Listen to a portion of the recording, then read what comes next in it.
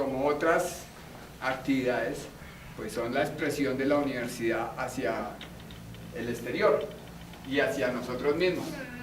Esta semana hemos tenido dos eventos que buscan defender la educación pública. Uno, la marcha, otro, las crianzas, y la inauguración, el inicio de las reuniones de los claustros de estudiantes y profesores que van hasta diciembre, y en busca de fijar los derroteros de la universidad a corto y a mediano plazo. Otra forma de la defensa de la universidad es cómo los grupos de investigación generamos información que pueda permear a la sociedad, que es el caso de la presentación que les vamos a hacer. Este es parte de los integrantes del grupo en conservación y manejo de vida silvestre, algunos profesores de biología del instituto, pero sobre todo también egresados, profesores de otras facultades. Aquí falta la foto de Carlos porque estaba en Holanda haciendo su doctorado. Entonces es un grupo, además de investigación que une estudiantes, profesores, también es un grupo donde hay colegaje y hay amistad, y seguimos trabajando en ese tema. Entonces, la charla va a tener dos componentes. Uno tiene que ver con aspectos poblacionales y otro tiene que ver con aspectos de hábitat. Entonces, nuestros especie focal son los cerdos asilvestrados o mañosos, como se les llama en la Orinoquía, y los autores son todos parte del grupo en conservación y manejo de vida silvestre. Voy a empezar con la parte de poblacional y de distribución, y después con la parte de hábitat. En este proyecto trabajamos junto con la profesora Olga Montenegro del instituto y el profesor Pedro Sánchez aquí, que nos está acompañando, más un grupo de estudiantes y profesionales de la universidad y algunos externos que fueron contratados para el proyecto. Entonces aparecen ahí, pero lo que quiero, además de su nombre, es plantear la profesión o el oficio o el papel que tuvieron. Hernán estuvo en la parte cartográfica, Sebastián, que es estudiante de maestría, nos apoyó en componente de revisión y trabajo de campo en manejo y control de la especie, Catherine, que es egresada nuestra en los núcleos poblacionales, Cindy Cardona, que está en México en este momento, se graduó de la maestría y nos apoyó en el componente de hábitat. Arlene Siu, que también es bióloga de acá y egresada, nos apoyó en el componente de poblaciones. Heidi, que es egresada de la Universidad de hizo una maestría en el INECOL, nos apoyó en los modelos de distribución y abundancia. Actualmente ella, después del proyecto, está trabajando en la Orinoquía dirigiendo un proyecto. Y Lilian Alba, también egresada del pregrado y maestría en ecología aplicada y conservación, nos apoyó en el componente de movimientos.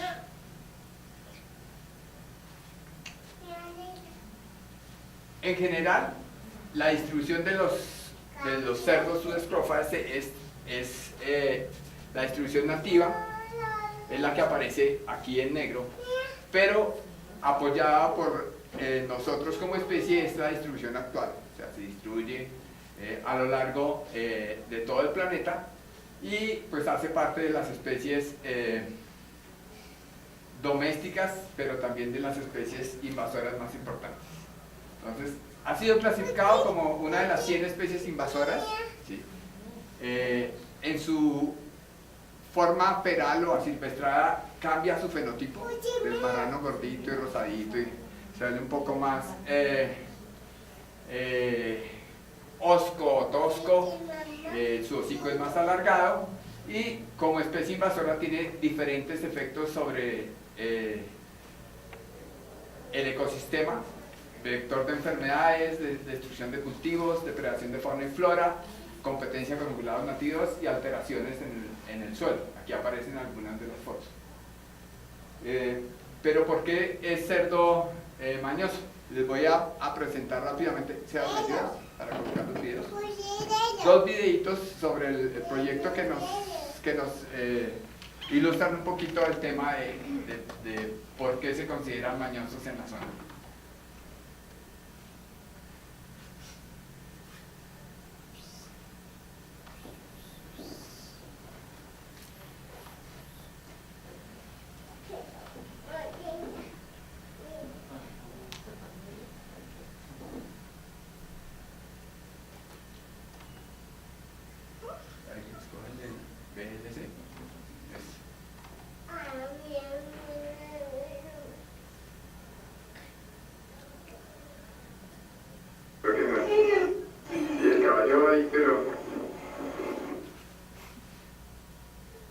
Entonces los cerdos viven en la sabana, sueltos, ¿sí?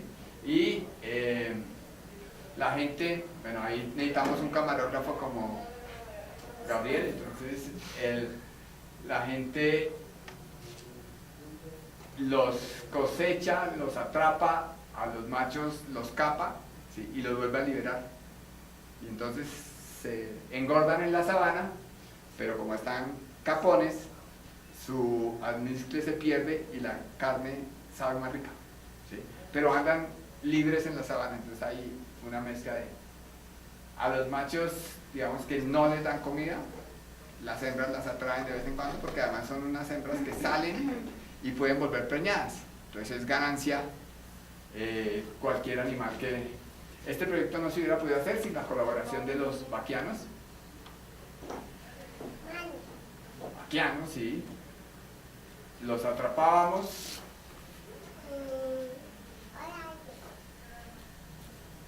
Les colocábamos collares. Ahí tienen unos collares de telemetría satelital. La magia de de los nudos llaneros. Entonces, ellos hacen su nudo, lo jalan desde una distancia prudencial.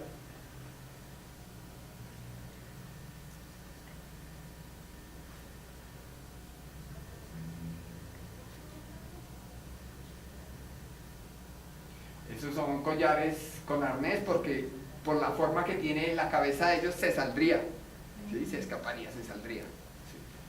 Tienen que tener todo. Y ahí van. Está un poco bravo. ¿Sí ven el fenotipo? O sea, peludo. Sí, claro. Yo creo que eso no le ponen a uno en veterinaria, ¿sí o no? ¿Les han hecho estudios genéticos? ¿Cambio? ¿A estos? No tenemos información de la parte genética de estos, pero sí está toda la parte del cerdo criollo como una raza, ¿sí? Esto también es la parte de la idiosincrasia de los vaquianos. Entonces, además de hacerle eso, decía, déjelo ahí, lo toreo un rato. Ahí les cuento que los cerdos tienen unos colmillos muy grandes, ¿sí?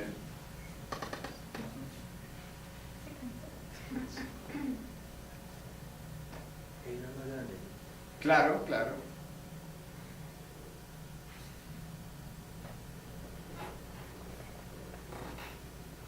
¿Cuánto puede vivir un cerdo?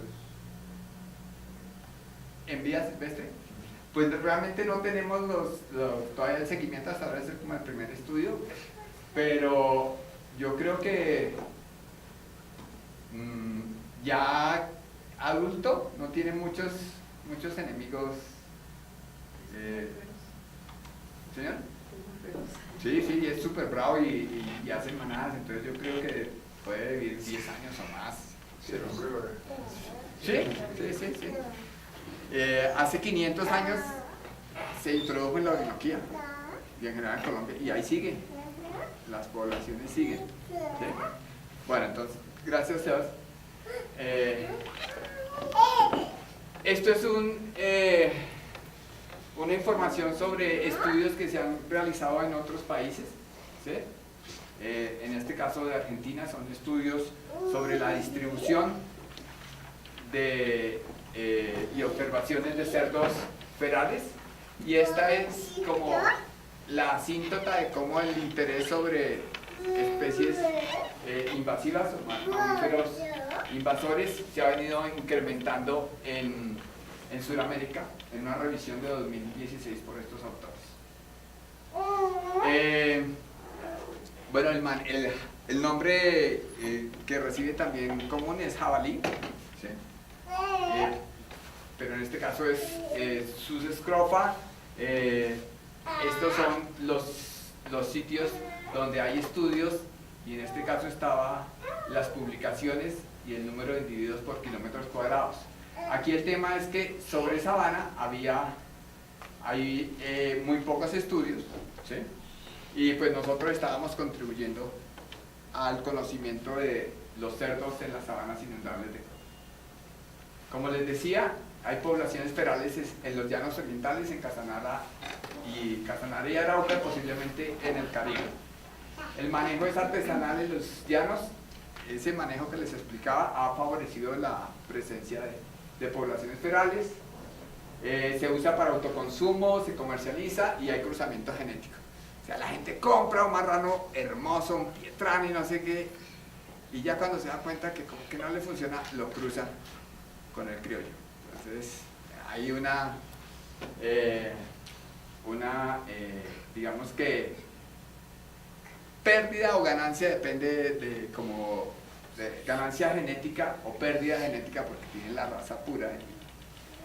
Pero la gente lo está haciendo así, y en general los biólogos pensamos como especie invasora y no sé qué, y todas las preocupaciones, pero la mayoría de las personas tienen una percepción positiva de la especie ya.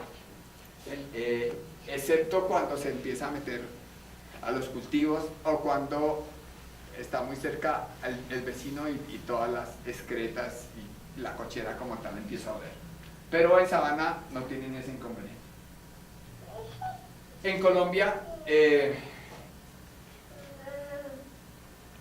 la parte comercial de Sus scrofa ha permitido que, en el caso particular de la peste porcina clásica, que es una enfermedad transmitida, es una enfermedad de los cerdos, y que la erradicación es, digamos que un propósito nacional para poder exportar este tipo de carne, ¿sí? Ha permitido dividir el país.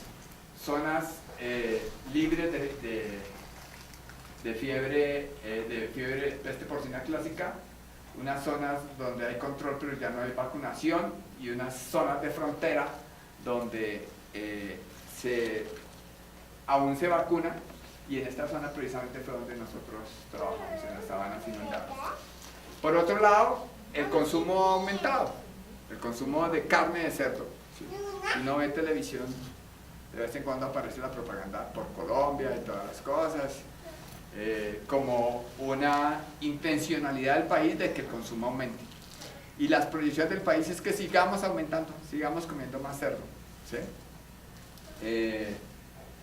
Entonces es de interés saber dónde están las poblaciones, más bien es un requisito internacional saber dónde están las poblaciones y cómo se distribuyen. En ese sentido hicimos un convenio con la Asociación de Porcicultores, que actualmente se llama Por Colombia, ¿sí? Y el objetivo era caracterizar las poblaciones y el hábitat de este grupo y sus patrones de movimiento en la sabana inundable de esos departamentos. Entonces voy a tratar de mostrar los principales resultados, las metodologías y pues como el enfoque del trabajo, que es el título de la charla, cómo lo planteamos.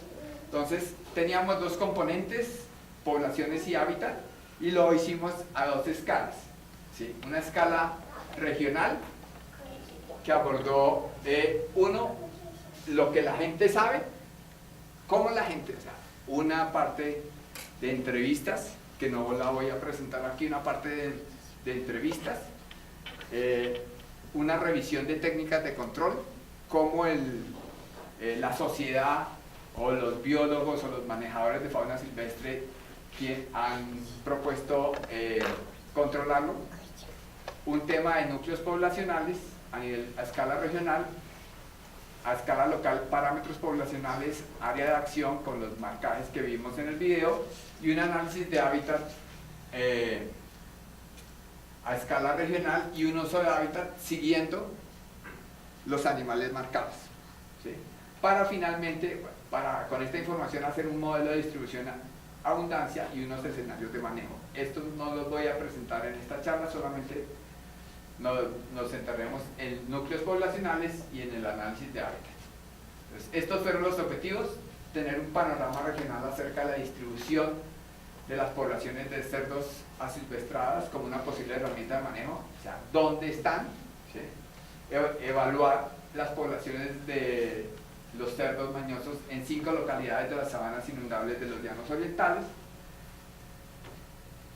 El área de estudio son casi 6,5 millones de hectáreas, entonces es una cosa grandísima que me parece interesante poder abordar una aproximación de esa forma. El 68%, el 64% en Casanare, el 33% en Arauca y el 2.1% en Meta, con un gradiente altitudinal entre 100 y 800 metros y en una época entre abril y noviembre.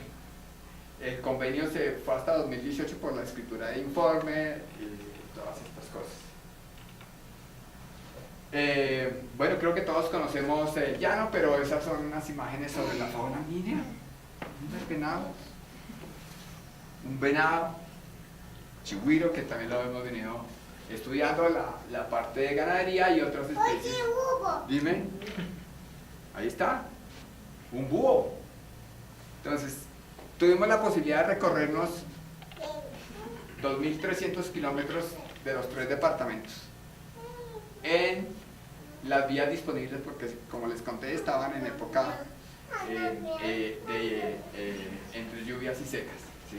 Recorrimos el 47.3%, un esfuerzo de 288.3 kilómetros día, pero también es una cosa interesante poder hacer estos recorridos. ¿Cómo lo hicimos? Tres equipos en camioneta 4x4 en esas zonas entre el 17 y el 26 de agosto, ¿sí? Teniendo registros de observaciones y entrevistas, ¿sí? Para definir núcleos poblacionales, para identificar y después definir núcleos poblacionales. Entonces, definimos núcleo poblacional como el conjunto de individuos que tienen la posibilidad de interactuar según su capacidad de movimiento y área de acción, ¿sí?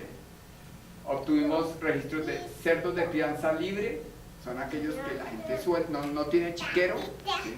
La gente la suelta y lo recoge en la noche, o cerdos mañosos que están permanentemente libres, y los registros de entrevista. Para definir los núcleos, el área de acción fue 6.1 kilómetros cuadrados, el área para hacer el buffer y buscar cómo se unían, porque eso es la media del área de acción reportada en literatura. Y además, como aún no teníamos el dato de los collares que pusimos, pues usamos eso. Localmente escogimos 5 localidades que son las que aparecen aquí, ¿sí? Que estos son los nombres y algunas imágenes, pero también tenían un gradiente de uso que en los resultados explicaré un poco más. Pero eran fincas, hatos, donde nos permitieron hacer los conteos. Esos conteos se hicieron a caballo, ¿sí? Haciendo el método de distancia, que básicamente es a lo largo del transecto se observa, se toma la distancia, bien sea esta o la distancia perpendicular, y se calculan. Se identificaba el número de individuos por categoría de edad, el sexo cuando era posible, las marcas, en este caso chapeta. La chapeta es la marca que ve uno en las, digamos que como en las vacas o en los animales domésticos, ¿no? Que según la zona del país cambiaría de color, en este caso debería ser amarilla, ¿sí? Y eso indica que hay vacunación. Y el tipo de cobertura vegetal, donde lo hemos encontrado. En el caso de poblaciones, esto me olvidó. Listo, encontramos, según en nuestro planteamiento, 98 núcleos poblacionales, ¿sí? La mayoría en Casanare, en Arauca, en Meta, en el en el pedacito de meta no encontramos ninguno. La mayor abundancia aparece en Casanare, en estos municipios, y en Arauca, en estos dos. Y son municipios, son núcleos que se encuentran dispersos en toda la sabana inundable.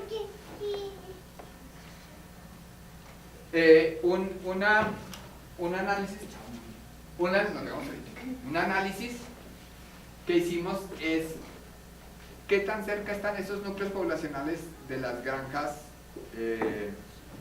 tecnificadas. Entonces teníamos los puntos de las granjas tecnificadas, que son estos, o de centros porcícolas, y qué tan cerca estaban.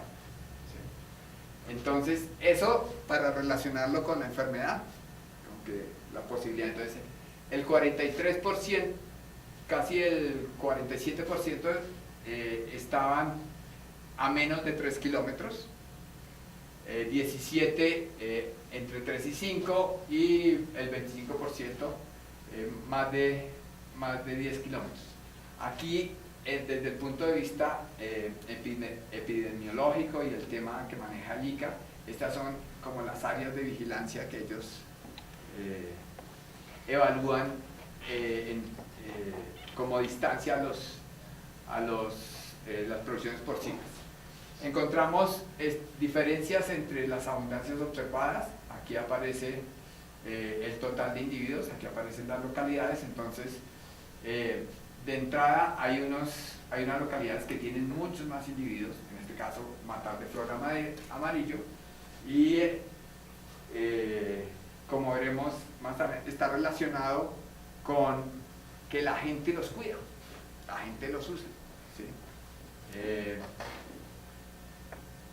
Aquí aparecen a nivel juveniles, adultos, en gris en amarillo el total de individuos, y en gris era crías. Ahí se nos fue estimaciones poblacionales, aquí las tenemos. En general, esta localidad y ese valor, comparado con la literatura, hay muchísimos. Lo que colocamos aquí, una hiperabundancia en ese sitio. Es de los sitios que hemos encontrado y lo que está registrado donde hay más. Entonces vuelve y uno gana. Colombia mega diverso en todo, hasta en muchos marranos. Estimaciones poblacionales. Bueno, Flor Amarillo, esto es el número observado. Esto es la media, el mínimo y máximo. Como les decía, la densidad es mayor en zonas tropicales y subtropicales en comparación con las praderas templadas, desiertos y bosques, y es mayor en las sabanas tropicales en comparación con otro tipo de áreas abiertas como praderas templadas. En Brasil son estos datos, pero nuestros datos están dando una abundancia altísima en algunos de los sitios. Entonces, inicialmente con los datos tratamos de ver que hay un gradiente de intervención antrópica, una gradiente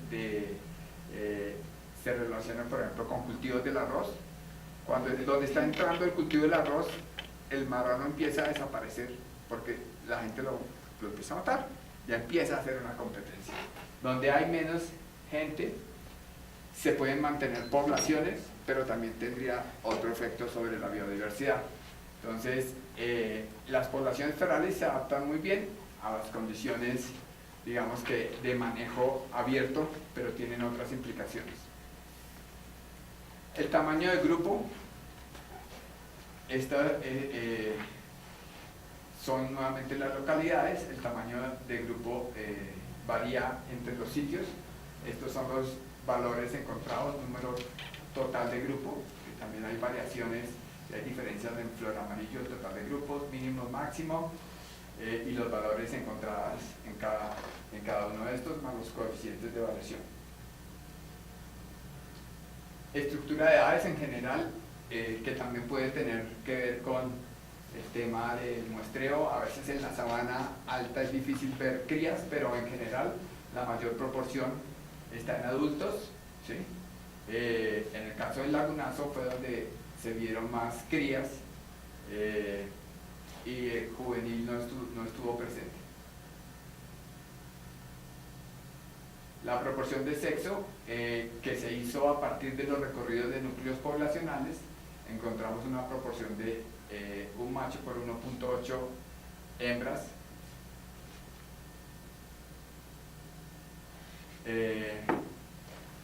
Aquí el tema de los machos capones pues es importante. Las hembras también se mantienen en cría libre y la gente, digamos que el tema de la reproducción se lo dejan a los machos ferales. O sea, saben que tienen un macho por ahí que está supliendo y está fecundando a las hembras, y además es un macho cuyos genes le han permitido adaptarse a esas condiciones de crianza. En este caso, las conclusiones de núcleos poblacionales, podemos ver un gran número de núcleos poblacionales dispersos, espacialmente, lo cual puede representar una dificultad al aplicar métodos de control, lo que hace necesario proponer otras estrategias de manejo. La mayor presencia de cerdos secuestrados se da en ecosistemas naturales por la disminución de las presiones antrópicas, y es probable que tengamos subestimado la cantidad de núcleos poblacionales dada la época de muestreo, o sea, a los sitios que no alcanzamos a llegar, que son zonas naturales más aisladas, y si está esta tendencia seguramente hay más cerdos todavía.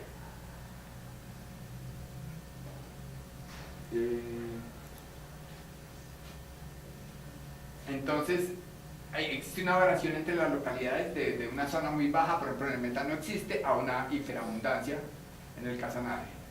Esta variación está asociada a cercanía al agua, manejo de poblaciones, intervención antrópica, y la estructura de edades varía entre localidades.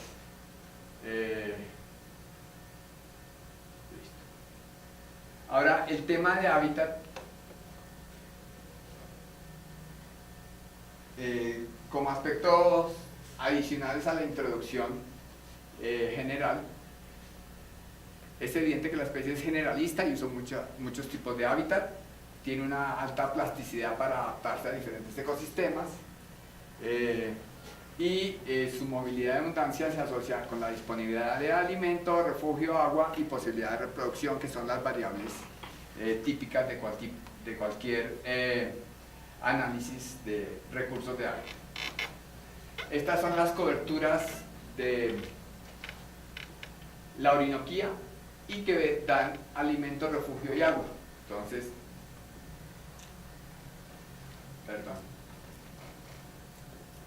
todo este tipo de plantas, toda esta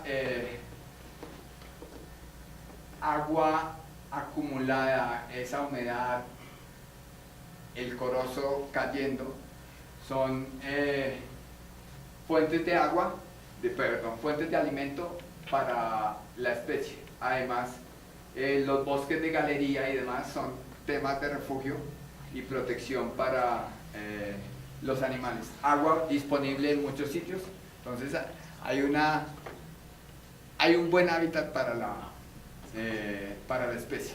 Ya veremos nuestros análisis que nos dicen. Nuevamente, recordando que hay una escala regional y una escala local, un análisis de hábitat, un área de acción. Tratamos de evaluar la calidad de hábitat en las sabanas inundables, la capacidad de movimiento y el uso diferencial. A nivel regional hicimos una clasificación de coberturas de esas 6.5 millones de hectáreas, ¿sí? Esta es digamos que el diagrama metodológico que se desarrolló, ¿sí? A nivel de imágenes Landsat, una corrección geométrica, corrección atmosférica, las leyendas, el proceso de marcas e índices, hasta llegar a coberturas que nos pudieran permitir clasificar el hábitat de esto. Entonces llegamos a diferentes niveles. Inicialmente separamos entre agua y superficies de bosques y áreas seminaturales, otro nivel donde se empiezan a disgregar, y un nivel 3 más detallado donde tenemos tipos de vegetación presentes. Para el análisis se hizo un índice, cada unidad de evaluación de hábitat se hizo grillas de 6.1 kilómetros que tienen que ver con el área de acción, ¿sí? En todas las sabanas inundables con la franja altitudinal que les mencioné. Entonces, se utilizó el modelo de índice de idoneidad de hábitat, o HSI, para un área geográfica y una temporada. El área geográfica pues es esta, y la temporada fue lo que la lluvia y sequía. Las variables que usamos pues son los requisitos de vida: alimento, refugio, reproducción y agua, con aquí definidos como la riqueza de coberturas que proporciona alimento, porcentaje de áreas de bosque, porcentaje de áreas de sabana, etcétera, etcétera. Para hacer un HSI uno busca cuáles son los valores de importancia o los valores umbrales, y eso tiene que ver con la historia natural de la especie, y tiene que ver, y por eso sería especie específico, o sea, hay HSI para cada una de las especies.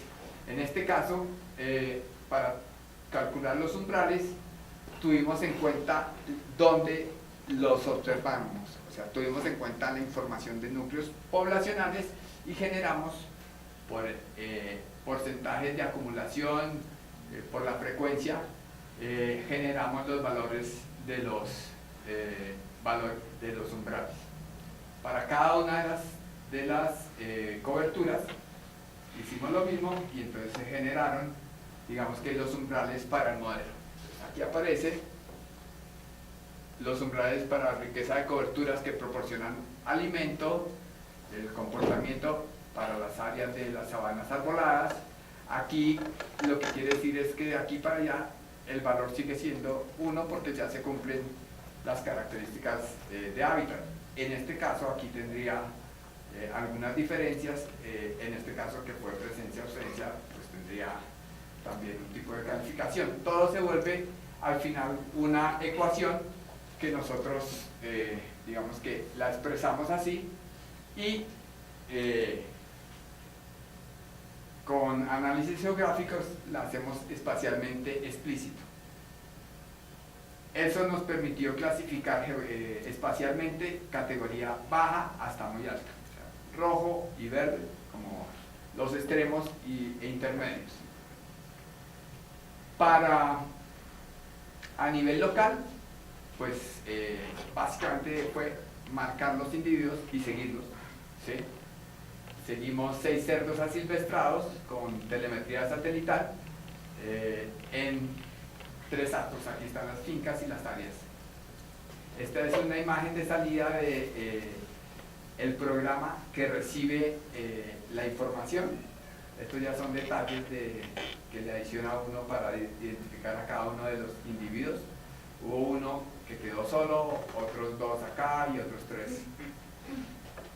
Entonces, solamente para detallar un poco más, aquí la parte del fenotipo,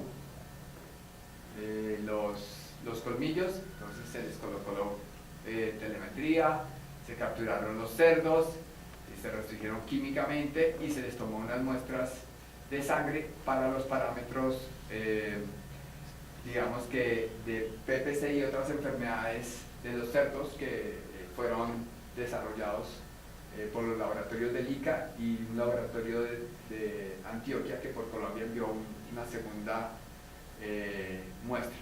De estos tampoco les voy a presentar resultados. Nuestro compromiso en este proyecto era tomar las muestras, que también implicó algunas cosas pues, interesantes de desplazamiento y todas estas cosas. El análisis de datos de áreas de acción se hizo desde diciembre hasta febrero. Los collares dejaron de emitir, digamos que los collares se nos perdieron, solo recuperamos uno, pero nos dio información preliminar sobre los movimientos de los cerdos.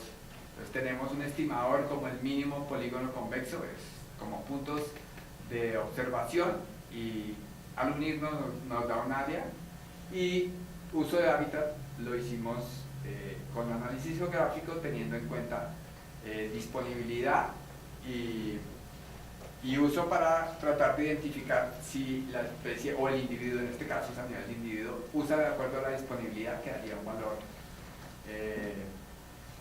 en este caso era cercano a 0, si es menor el individuo prefiere y si es mayor el individuo evita. Como resultados teníamos el mapa de coberturas para la orografía colombiana y el HSI. Estos son la leyenda. Estos ya son los datos, solamente para recordarles: muy baja rojo y muy buena verde, intermedia esto. Entonces digamos que en últimas hay hábitat disponible para que el cerdo se distribuya y viva bien ahí, ¿sí? Por las condiciones, ¿sí? El 22% presentó calificaciones de calidad baja y muy baja, pero el 56% presentó calidad de hábitat muy alta y alta.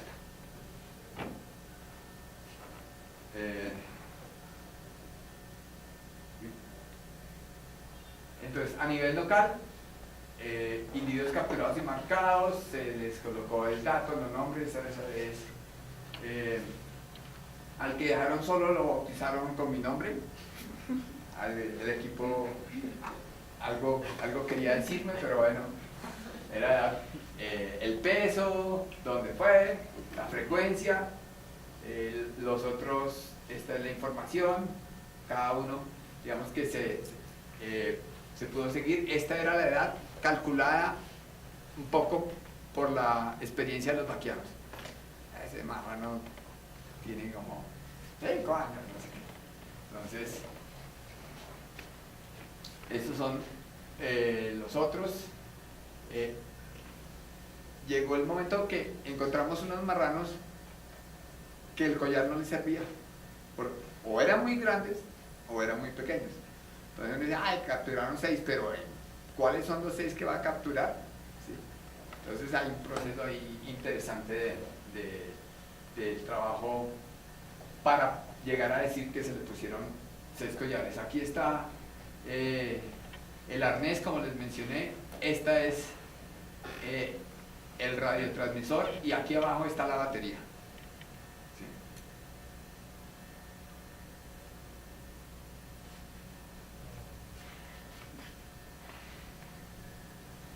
Bueno, aquí aparece el número de localizaciones por día. ¿Sí? Teníamos diferencias entre días pares o impares en el sentido de que uno puede programar. ¿Sí? Es como programar su plan de minutos, porque esto es nada más sino minutos a celular, entonces los elegidos. Entonces uno podría hacer más llamadas, en este caso puede ser en días pares o más llamadas en días impares. O puede decir, suspéndame cada digamos que una diaria, ¿sí? Tendría más tiempo, pero de pronto tendría menos datos, entonces uno tiene que pensar qué tipo de información. En este caso de uso de hábitat, teníamos en días impares 24 localizaciones y en días pares 1, 2, 3, 4, 5, 6, creo que era cada 2 horas. Sí, a mitad. Una era cada hora y la otra era cada 2 horas. Una cada hora y otra cada 2 horas. En el pico. En el pico y placa, exactamente. Días pares cada 2 horas. Pudimos con esta información identificar cuáles fueron las distancias máximas en el día, ¿sí? Y en la noche, o sea, hay diferencias entre uno y otro. Se ha visto también que si empiezan a ser, como en general toda la fauna, si empiezan a ser presionados, se vuelven más nocturnos.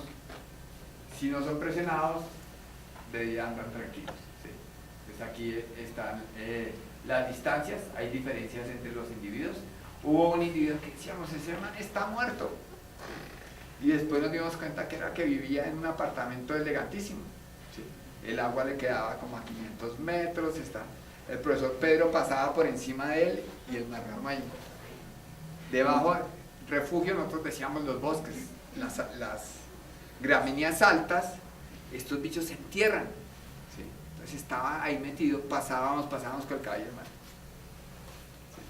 Entonces, las distancias sí se pueden relacionar con los recursos. Listo. Entonces, el área de acción promedio para los cerdos fue de 1.3 con una desviación de ese valor. Entonces, se mueven menos que la media, que era 6.1 kilómetros. Estos son datos de un estudio en Estados Unidos que es 3.4 con kilómetros cuadrados, o sea, también se mueven menos, hay una cosa de refugios, y estas son las imágenes que se generan posteriormente de los análisis. Entonces, con eso uno podría ver si hay superposición entre núcleos o si hay separación. Son 6 datos, es poco, pero es lo que tenemos en principio. El área de acción, en este caso, pues está área de acción promedio, área de acción mínima, área de acción, el peso. Veíamos que podría estar relacionado el área de acción con el peso del individuo. O sea, los bichos más fuertes estarían más pesados o más se estarían moviendo más que en otro. Hay una tendencia sobre el tema, sobre este tipo de información. Aquí lo que les estaba mencionando, aquí dice el área de acción incrementa con el peso corporal, cuando el peso corporal aumenta. Hay una literatura que puede reportar este resultado. El uso de hábitat, según los hábitats disponibles, aquí aparece, digamos que en este caso, si está, en todos estuvo disponible cuerpos de agua y red de drenaje, todos la usaron. En este caso, la sabana inundable la usó menos individuos, los cultivos son usados por lo menos 3 individuos. Entonces, esta información nos sirve para saber qué están haciendo, qué están usando, si lo están usando de acuerdo a su disponibilidad. Y aquí el resultado para cada uno de los individuos. Por ejemplo, en este caso, Tiago evita el uso del bosque de galería, Cato lo usa de acuerdo a su disponibilidad y así sucesivamente. ¿Qué puede salir de eso? Pues inicialmente es una cosa de historia natural, qué está pasando, cuáles son las condiciones, pero hay diferencias entre los individuos que pudimos muestrar esos 4 meses de información. En este caso, conclusiones de hábitat. Más del 70% del área de estudio ofrece hábitat de mediana y óptima calidad. O sea, los bichos pueden vivir muy tranquilos, ¿sí? Si no está la parte humana, el manejo, podríamos estar así invadidos de cerdos en una zona interesante de estudio, una zona donde mantiene alta diversidad. Las áreas de acción encontradas son más pequeñas que lo que aparece en la literatura. Al parecer hay una tendencia que los individuos de mayor o más grandes, de mayor peso, tienen una área de acción mayor, y el uso de hábitat varía entre individuos. Eso genera o es una expresión de la flexibilidad que tiene la especie, y por eso ha sido exitosa en los procesos como invasora y en los procesos donde se ha introducido. Pues eso era lo que les quería contar. Muchas gracias por acompañarnos, y pues a los que le ha tocado repetir esta presentación varias veces, pues espero que vayan aprendiéndosela, porque ya es hora de que la vayan a presentar. Y finalmente, pues la importancia del trabajo en equipo es lo que queremos también mostrar con este enfoque. Aquí el cepillo de dientes le dice a la crema dental: por Dios santo, Danilo, entiende que somos un equipo. No es posible que cada vez que debemos trabajar juntos tenga que presionarte. Entonces, muchas gracias a los colegas y estudiantes del grupo, a la gente de la zona que nos contribuyó, a la Asociación de Porcicultores, por Colombia, por los fondos, por esa sociedad que logramos hacer. El país necesita este y otro tipo de respuestas. Creo que desde la biología podemos contribuir a dar información para la toma de decisiones. Seguramente la visión del biólogo puede ser una, la visión de la gente local puede ser otra, la visión del productor puede ser otra. La idea es generar escenarios de discusión y lograr que la decisión que se tome beneficie al país íntegro, en lo natural, en lo social y en lo económico. Muchas gracias, y si hay preguntas, pues.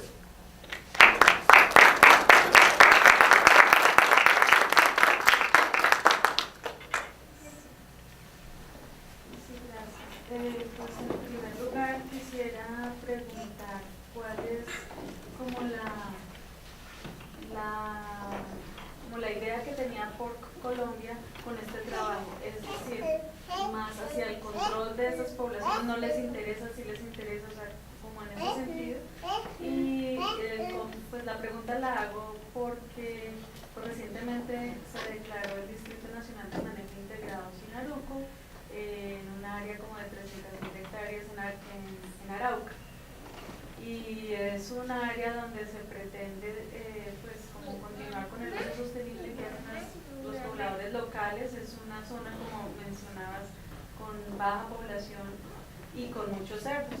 Ellos lo manejan y es algo que es muy rentable para la población local, porque es a lo que pues no tienen que invertir prácticamente nada y después recogen, simplemente lo recogen, lo venden y es un buen casi todo es ganancia.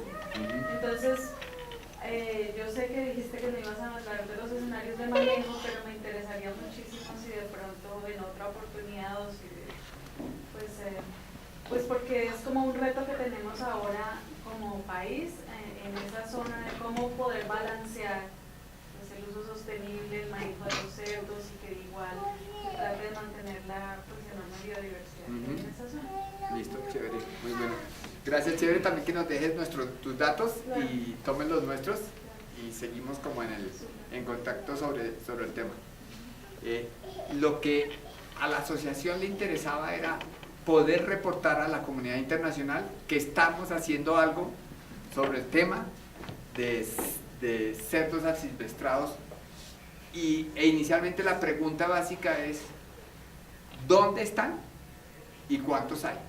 Porque es un requisito, digamos que el comercio internacional le pregunta, ¿y ustedes qué están haciendo? Sabemos por literatura, por la experiencia, que los cerdos ferales, digamos que son propensos a este tipo de enfermedad y otra. Entonces, la carne que se va a exportar tiene que garantizar que está libre de eso y que el país está haciendo. Entonces, la pregunta básica, y por eso era, ¿dónde están? ¿Sí? En este caso, en las sabanas inundables, porque también puede ser dónde están en el país, pero teníamos que empezar por algún lado. ¿Por qué empezamos ahí? Porque teníamos experiencia en la zona, teníamos contactos y los recursos que se tenían podrían optimizarse uniendo la universidad y en este caso la asociación con el acompañamiento del INECA. Entonces, la intencionalidad era saber dónde estaba y con las muestras, en este caso con las 6 muestras, saber si los cerdos asilvestrados qué enfermedad podían tener, si eran positivos o no en este caso a la peste porcina clásica. Nosotros, nuestro compromiso con este proyecto era tomar las muestras y decirle a ellos y al país dónde se distribuyen esas poblaciones y cuántos hay, que fue lo que, digamos que en cualquier población silvestre o inclusive cualquier emprendimiento económico, la gente le gustaría saber o tiene que saber cuánto ganado tengo, cuántas empanadas tengo para vender. Entonces esa es la pregunta que quería saber por Colombia y en general el país. ¿Dónde están las poblaciones? Y mostrar también como país que estamos contribuyendo. Salen cosas como las que dicen. Y bueno, y la parte cultural y la posibilidad. Nos contaban, porque ahí empieza uno a encontrarse con diferentes opciones. Por ejemplo, este tipo de poblaciones silvestres genera una carne con condiciones diferentes y hay públicos para esa carne. Puede ser, alguien lo puede ver como muy gourmet o no, pero decían que en España hay un trabajo sobre cerdos asilvestrados y una comercialización y un mercado para eso. ¿Sí? ¿La profesora Olga iba a completar alguna cosa o no? Sí, pues que en realidad eso es un requisito de la OIE para todo el mundo, no solo para Colombia. Es para todo el mundo, sobre todo los interesados en hacer exportación de carne de cerdos, que no solamente Colombia, sino se lo requieren a países europeos, africanos, todos los países, porque además pues hay otras jabalíes, digamos, otras especies de esta misma familia que también son susceptibles a la enfermedad. Entonces, de esas, pues en Colombia solamente está esta, porque de hecho los pecaris, que son nativos, en algún momento estuvieron dentro de la lista para ser evaluados, pero finalmente los sacaron de esa lista, pero también en un trabajo previsto, un trabajo con los pecaris, cuando estaban todavía en el requisito y también por convenio con ellos. Entonces, es un requisito que la industria porcícola en Colombia tiene. Hay un COMPES que salió como ya era unos 10 años, que era para el fortalecimiento de la industria porcícola, y uno de los renglones era pues obviamente el trabajo con la peste porcina, que empezaba con la evaluación de la fauna silvestre que podía estar asociada con la enfermedad, que en este caso eran los pecaris. Una vez que se concluyó esa primera fase y se sacaron los pecaris de la lista, pasaron unos años y la asociación volvió a buscarlos ya concentrados en los cerdos asilvestrados, pero en esa época les habían dicho, deberían haber las cerdos asilvestrados, pero en ese momento digamos que ellos no era el requisito obligatorio o no lo tenían planteado así, pero ahora sí. Entonces, para que ellos se puedan certificar, o el país se pueda certificar como libre de la enfermedad, tiene que tener esas cuantificaciones del tamaño de las poblaciones. Y por eso es importante. Y de la cercanía, y por eso el estudio de movimientos también, de la cercanía y la posibilidad de que esos asilvestrados llegasen a estar en contacto con la industria tecnificada. Por eso estaban en los mapas, que esa información la dio por Colombia, dónde están las granjas tecnificadas y qué tan lejos o cerca están esas poblaciones asilvestradas que tentativamente o potencialmente pudieran llegar a estar en contacto, porque muchos de los asilvestrados, la gran mayoría no tienen vacunación, aunque ellos tienen programas. Pero ellos tienen programas de vacunación, y a veces si dentro de la finca la gente temporalmente tiene estos cerdos en la casa, pues los vacunan. Pero en realidad un manejo así sistemático de la vacunación en todo el resto de las semanas pues no hay. Entonces sí se convierte en un peligro potencial para la industria. Pero está al lado, ese sería como que la asociación no le gustan los cerdos, básicamente. Pero hay una parte, como usted lo menciona, que es la parte social, en donde hay mucha gente que los usa, los comercializa, y de hecho muchas veces la gente los atrapa y los vacuna para que tengan la chapeta y los puedan vender, pero en realidad no está haciendo un programa preventivo, que no es como un buen manejo. Pero eso no es tan fácil como decir, no, pues desaparezcan todos los cerdos, porque muchas poblaciones pues viven de cerdos.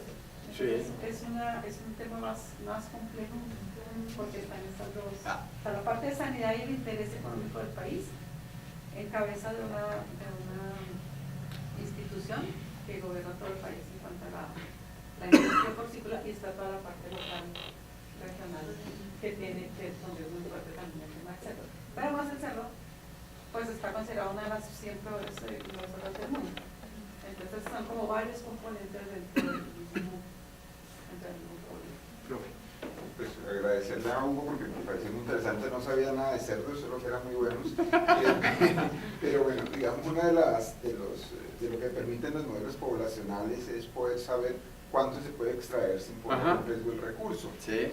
Aparentemente hay muchos cerdos, pero me pregunto si los modelos que ustedes generaron dan ese tipo de respuesta. No generamos modelos de tendencia poblacional, solo de tamaños. ¿Sí? Nosotros hemos trabajado en modelos de cosecha para el lado para la especie, para el chigüiro, ¿sí? Con información, digamos que a largo plazo, ¿sí? Donde la pregunta es cuánto se puede cosechar. ¿Sí? aquí digamos que lo que podemos afirmar o darnos cuenta es que el manejo que está haciendo la gente afecta a las poblaciones, positivo o negativamente. Que puede ser lógico, si yo no los quiero, pero eso no pasa por ejemplo con las ratas. Es imposible en una ciudad que no nos gusta, no la hemos podido controlar, ¿sí? Pero en este caso, las poblaciones de cerdos asilvestrados están asociados con los ecosistemas naturales, ¿sí? O sea, no, es como una especie de contradicción para la discusión netamente de biodiversidad, ¿sí? Entonces, además que el modelo local permite uso. La gente ha mantenido ese modelo y permite uso, tanto que ha permitido mantener unas hiperabundancias, ¿sí? Seguramente tú localmente conoces sitios donde la gente los maneja, llega en un momento, los encierran, le hacen un manejo, los venden, los no sé qué. O sea, hay una forma de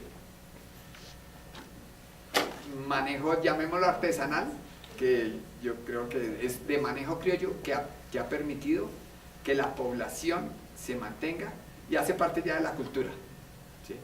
Es lo que come la gente, es lo que más come la gente allá. Chigüiro no le ofrecen a uno, ellos menos van a comer chigüiro. Vaca es para vender o para celebrar tanto, pero lo cotidiano es cerdo, ¿sí? Entonces, habría que ver el mercado, la presión de uso, las implicaciones del mercado, porque esto se vuelve ya como, es un ejemplo de cosecha del medio, que es lo que queremos proponer con Chigüiro. Entonces nos encontramos cuál sería la población, la especie más popular para hacerlo, ¿sí? Es curioso pensar que una especie exótica podía salvar algunos ecosistemas naturales de la Orinoquía, ¿sí? Con las implicaciones que tenga. Profe, ¿quería adicionar, Olguita? Sí, que de todas maneras, usted se la pregunta al profe Mancera. De hecho, la tesis inicial que iba a hacer el profe Pedro era justamente determinar esos parámetros poblacionales como supervivencia, reclutamiento, etcétera, de una población natural de población, para poder llegar a hacer esas estimaciones de cuáles serían tasas de cosecha sostenible. Por diversas razones finalmente no abordamos, pero una de las ideas que le hemos planteado por Colombia es seguir haciendo el trabajo ya más a nivel demográfico para poder estimar esas tasas y poder estimar esos parámetros. Pero lo que dice Hugo es cierto que el Parque de Brasil es un problema, no un problema, sino es una situación muy común en el Cerrado y en el Pantanal, que es un poquito parecido a la Orinoquía, y realmente las conclusiones de lo que han publicado en Brasil es que esa forma de uso artesanal, que es muy parecida a la que hacen acá, ha bajado un poco la presión sobre la fauna silvestre, sobre los venados, los pécaris, otros venados que tienen allá cualquier pez, par de humedales. Entonces, el problema también no está solo en Colombia, sino también en Brasil. Y los brasileños como que sí han hecho mucho esto de uso sostenible del cerdo, que ha demostrado que ha bajado bastante la presión sobre la fauna nativa. Nosotros, avanzando un poco en qué dirección, hicimos la revisión sobre técnicas de control, ¿sí? Porque digamos que no estaba dentro de nuestros compromisos, es el ya que, ¿no es cierto? Ya que estamos contando, pues, Sebas haga una revisión sobre el tema y ¿qué tenemos? Entonces hay de todo, ¿sí? Hay desde cacería con rifle, hay jaulas, ¿sí? Hay de todo, pero ahí empieza el tema de ¿por qué hacemos? ¿Para qué? ¿Qué queremos ganar? ¿Qué queremos? ¿Sí? ¿En qué condiciones vale la pena o no? El país tiene zonificado sus áreas. La parte azul del mapa era área tecnificada libre, eso es toda la parte central del país, la parte de Antioquia, pero esa parte de Antioquia está pegada con el Caribe y todas esas ciénagas donde también hay. Entonces hay lo que hemos llegado, digamos que a un acuerdo en el paso posterior es, bueno, analicemos en el primer semestre climático a ver qué está pasando en esas zonas que no evaluamos y en la época de sequía, qué pasa con estos núcleos poblacionales para tener por lo menos un panorama de dos épocas climáticas. Y el tema demográfico que implica captura, marcaje, recaptura. Entonces, el otro mensaje al interior de la universidad es, oiga, es un modelo poblacional interesante. ¿Sí? El país puede estar interesado en aportar algunos recursos para que los estudiemos y tomemos decisiones, pero también como especies invasoras, dinámicas poblacionales, competencias con otras especies. Es un tema de investigación súper interesante, en mi opinión. No sé si alguien tenga otro comentario, una duda. En cuanto a los arneses, ¿quién los diseña? Ya, hay varias compañías, ¿sí? Nosotros trabajamos con una compañía que se llama Telenax, ¿sí? Es mexicana, o sea, tiene su centro en México. Hay otros que llaman Wildlife Materials, hay otros en Europa. Entonces, ellos la diseñan, son más o menos especie específico, tiene que ver el tema del arnés. Para otras especies no es necesario el arnés.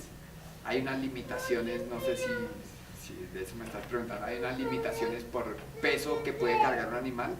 Se estima que no debe cargar más allá del 10%, me corrige el profe Pedro, que es el que dicta el curso de telemetría y movimientos animales. Entonces, por ejemplo, para animales más pequeños es más complicado.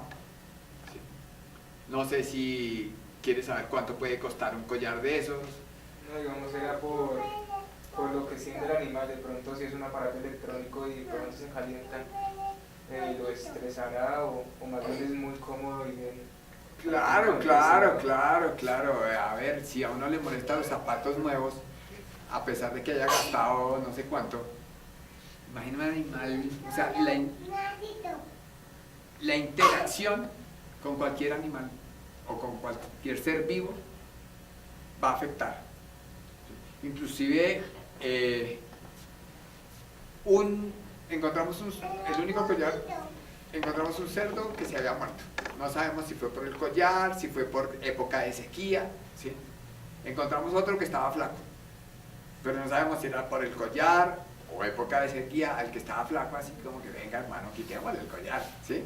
Y se lo pusimos a otro. Pero siempre el acercarnos a otro ser vivo tiene implicaciones, ¿sí? No más que caminemos. Entonces sí uno trata de hacer la forma menos invasiva, pero pues que te cuelguen, cualquier cosa te va a afectar, ¿sí? Entonces es eso. También la tecnología disponible. Alguna vez hicimos con telemetría convencional, entonces los afectados eran los estudiantes que tenían que estar allá al rayo del sol, porque la telemetría convencional es tome un punto aquí y como no hay muchos recursos, salga corriendo a la otra estación y tome el punto lo antes posible para poder triangular. En este caso se pusieron y vámonos a la casa a ver cómo funciona. Que no funcionaron también por X cosas, pero yo no sé ahorita si es, seguramente aquí en Colombia con Danta se ha hecho telemetría satelital, pero creo que es uno de los proyectos que tiene a nivel de Colombia que pudo tener un gran número de individuos, un gran número que son 6, ¿no? ¿Sí? Que la muestra no es tanta, pero estamos...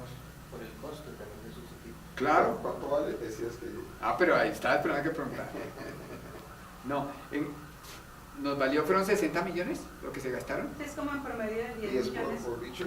No, Por unidad, sí. como 10 millones por... Sí. Pero Sí.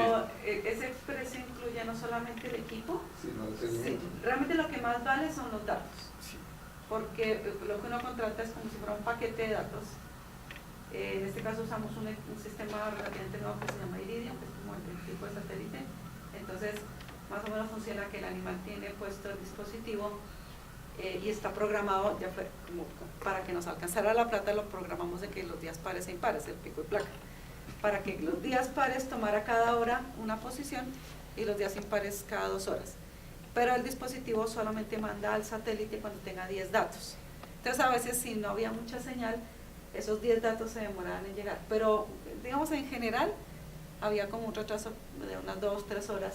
Entonces, por ejemplo, estábamos en campo buscando los animales ya con telemetría normal o convencional, porque estos equipos traían el doble sistema, la radiofrecuencia, y nosotros teníamos pues las antenas y el receptor, pero alguien acá en Bogotá, porque allá pues no teníamos señal de computador para computador de internet. Entonces alguien aquí en Bogotá nos decía, sí, hace tantas horas tal animal estaba en tal coordenada. Entonces nosotros metíamos a coordenada al GPS y efectivamente lo encontramos, ya con la telemetría, digamos, convencional con la antena.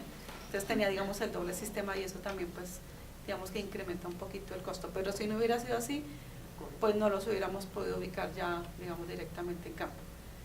Pero también fue una discusión que tuvimos al interior del grupo, de que al comienzo dijimos, no, pues como los recursos son relativamente limitados, pues entonces para tener más muestras, o sea, más animales marcados, pues usemos telemetría convencional. Pero uno no debe pensar en el costo solamente del equipo. Si usted va a tener 10 animales con un dispositivo, tiene que tener un esquema para muestreo de esos 10 con cierta periodicidad, y hubiera sido imposible hacerlo cada hora como lo podemos hacer con el satélite, porque además necesitamos personal allá, a caballo, los guías, o sea que eso todo lo que es personal y desplazamiento y todo eso, a la hora de la verdad salía incluso más caro.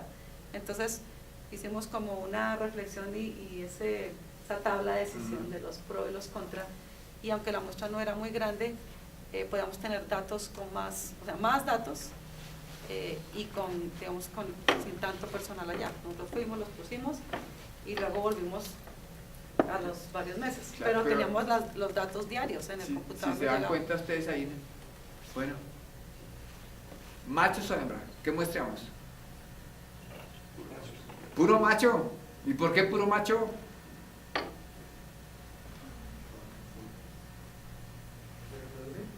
Porque primero no estaban capados, eran los que se podían mover. ¿Sí? Estaban buscando, queríamos preguntarnos, bueno, ¿quiénes son los que se mueven? Si en la parte tradicional la gente atrae a las hembras, los que podían darnos más información eran los machos, ¿sí? Porque si se ay no, 3 machos, 3 hembras, entonces la muestra se nos reduce y teníamos otra variable ahí, el sexo. ¿Sí? Y además la pregunta no era si había diferencias entre machos y hembras. Exactamente, entonces estaba eso, pero también podía ser el peso, que al final nos dimos cuenta. ¿Sí? Entonces la próxima vez que hacemos, machos más grandes, no sé qué. Entonces son preguntas interesantes y a veces el biólogo pensamos hacer el diseño muestral ideal, saldría carísimo, nadie lo financia, ¿sí? Pero también es echarse al agua, hagámosle, tratemos de contestar con lo que tenemos, busquemos recursos. Entonces es como parte del mensaje también, profe. Sí, es que ahí es donde uno busca, digamos, rescatar un poco unas situaciones que son muy particulares, y el interés de la empresa privada por cosas que uno les contesta y además aprovecha para incrementar cierto conocimiento. Y la otra parte del comentario es que, pues digamos, cuando se piensa en general en los cerdos silvestrados como varias otras especies introducidas y invasoras, pues lo primero que uno piensa como biólogo, digamos, de lejitos es hay que controlarlos, ¿no? Hay que matarlos. Pero ya uno ya se enfrenta a otra situación que tiene unos componentes muy interesantes de la parte cultural. Y también porque pues uno no sabe bien qué está ocurriendo, se asume que es dañino, que daña de todo, destruye huevos, come culebras. Cuando yo empecé a oír de los cerdos, de la influencia de los cerdos de la riroquia, se estaba siendo acusado del deterioro de los morichales, por el pisoteo y el daño de las plántulas y las semillas. Pero en realidad eso aquí no lo sabemos, no hemos hecho nada de eso. Y acá, aunque por ejemplo en la lista de invasoras de Humboldt, el ministerio sale esa especie, es como se asume, ¿no?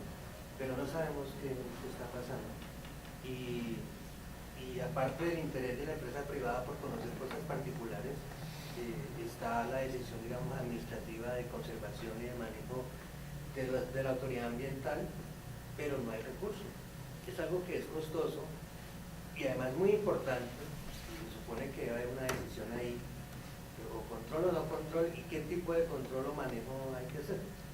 Y ese es un ejemplo nomás, multitud de otros ejemplos, incluyendo por ejemplo los cocodrilos y eso, que son cosas de alto impacto, de mucho interés, pero también de mucho costo. Bien. En resumen, pues uno ve unos beneficios y unos perjuicios en esa balanza, ¿no es cierto? Y ustedes actúan como jueces con este, o pueden actuar como jueces en este estudio a futuro o a largo plazo. Yo lo que pensaría es que, profe, usted a largo plazo indicaría a estos cerdos como una manera de cuidar o un plan de acción frente a otro tipo de animales, de mamíferos como los carnívoros, digamos en determinadas zonas donde hay este tipo de conflictos con el hombre, frente al jaguar o a otros. ¿Cómo uniste el jaguar con los cerdos? Porque o sea, es una especie que amortigua, o sea, Ajá, parece que amortigua también el es... impacto. O sea, y pues yo veía que en la sabana, pues, digamos, un puma lo puede consumir y, o sea, se acabaría, o sea, no se acabaría, pero sí se mitigaba como el conflicto frente a las reses o Sí, o sea, es hipotéticamente, ¿no? sí, O sea, no, es que definitivamente los o sea, ya es sistemas... yo lo que pienso es que es un primer paso para tomar un plan de acciones frente a muchas casas, ¿no? Los sistemas ecológicos son demasiado complejos y creo que todo depende, primero en biología de la conservación estaría la dimensión humana. Si hay un tema ahí, lo que quiere una sociedad o lo que quiere un individuo, porque hablamos de un individuo, el dueño de un hato, ¿sí? Si el dueño de un hato aquí quiere mantener cerdos, los va a mantener, ¿sí? Si el dueño de un hato quiere matar un puma, le hace y lo mata, ¿sí?